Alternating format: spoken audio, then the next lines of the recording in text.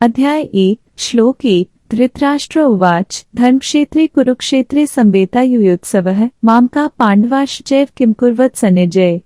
1 भावार्थ धृतराष्ट्र ने कहा, हे संजय, धर्मभूमि कुरुक्षेत्र में युद्ध की इच्छा से एकत्र हुए मेरे तथा पांडु के पुत्रों ने क्या किया। तात्पर्य, भगवद गीता एक बहुपठित आस्तिक विज्ञान है जो गीता महात्म्य में सार रूप में दिया हुआ है।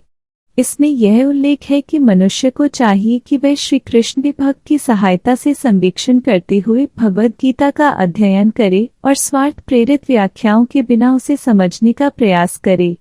अर्जुन ने जिस प्रकार से साक्षात भगवान कृष्ण से गीता सुनी और उसका उपदेश ग्रहण किया, इस प्रकार की स्पष्ट अनुभूति का उदाहरण भगवद गीता में ही है। यदि उसी गुरु परंपरा से निजी स्वार्थ से प्रेरित हुए बिना किसी को भगवद गीता समझने का सौभाग्य प्राप्त हो तो वह समस्त वैदिक ज्ञान तथा विश्व के समस्त शास्त्रों के अध्ययन को पीछे छोड़ देता है। पाठक को भगवद गीता में न केवल अन्य शास्त्रों की सारी बातें मिलेंगी अपितु ऐसी बातें भी मिलेंगी जो अन्यत्र कहीं उपलब्ध नहीं है। यही गीता का विशिष्ट मानदंड है। स्वयं भगवान श्री कृष्ण द्वारा साक्षात उच्चरित होने के कारण यह पूर्ण आस्तिक विज्ञान है। महाभारत में वर्णित धृतराष्ट्र तथा संजय की वार्ताएं इस महान दर्शन के मूल सिद्धांत का कार्य करती हैं। माना जाता है कि इस दर्शन की प्रस्तुति कुरुक्षेत्र के युद्धस्थल में हुई, जो वैदिक युग से पवित्र तीर्थस्थल रहा है। इसका प्रवचन भगवान द्वारा मानव जाति के पथ प्रदर्शन हेतु तब किया गया जब वे इस लोक में स्वयं उपस्थित थे। धर्मक्षेत्र शब्द सार्थक है क्योंकि कुरुक्षेत्र के युद्धस्थल में अर्जुन के पक्ष में श्री भगवान स्वयं उपस्थित थे। कौरवों का पिता धृतराष्ट्र अपने पुत्रों की विजय की संभावना के विषय में अत्यधिक संदिग्ध था। अतः इसी संदेह के कारण उसने अपने सचिव से पूछा, उन्होंने क्या किया। वह आश्वस्त था कि उसके पुत्र तथा उसके छोटे भाई पांडु के पुत्र कुरुक्षेत्र की युद्ध भूमि में निर्णयात्मक संग्राम के लिए एकत्र हुए हैं। फिर भी उसकी जिज्ञासा सार्थक है। वह नहीं चाहता था कि भाइयों में कोई समझौता हो, अतः वह युद्ध भूमि में अपने पुत्रों की नियति, भाग्य, भावी के विषय में आश्वस्त होना चाह रहा था।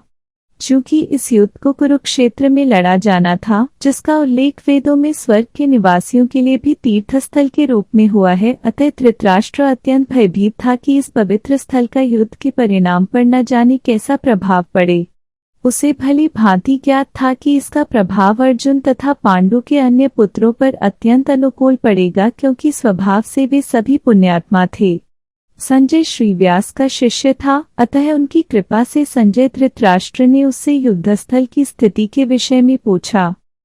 पांडव तथा धृतराष्ट्र के पुत्र दोनों ही एक वंश से संबंधित हैं, किंतु यहाँ पर धृतराष्ट्र के वाक्य से उसके मनोभाव प्रकट होते हैं। उसने जानबूझकर अपने पुत्रों पर धृतराष्ट्र के वाक्य से उसके मनोभाव प्रकट होते हैं। उसने जानबूझकर अपने पुत्रों को कुरु कहा और पांडु के पुत्रों को वंश के उत्तराधिकार से विलग कर दिया। इस तरह पांडु के पुत्रों अर्थात अपने भतीजों के साथ धृतराष्ट्र की विशिष्ट मनःस्थिति समझी जा सकती है।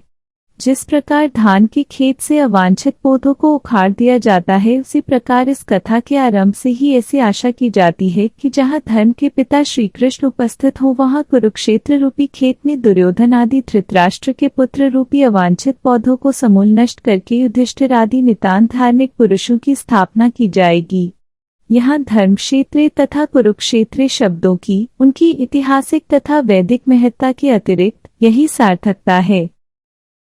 हमारे चैनल को सब्सक्राइब करना बिल्कुल न भूलें। आपको वीडियो पसंद आई है तो कृपया करके इसे लाइक करें और इसको शेयर भी करें। धन्यवाद। मिलते हैं अगली नई वीडियो में। जय हिंद।